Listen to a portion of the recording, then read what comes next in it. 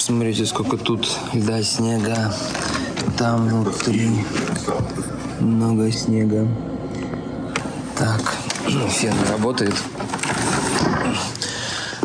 Показывает ошибку ERF1F. Значит, смотрите, видите, здесь крышка вот эта вот всегда открыта. Воздух туда залетает. Вот. И вот через эти отверстия он залетает туда внутрь, потому что теплый воздух. И там теперь очень много снега. Значит, нам нужно поменять или отремонтировать вот эту крышку. Вот.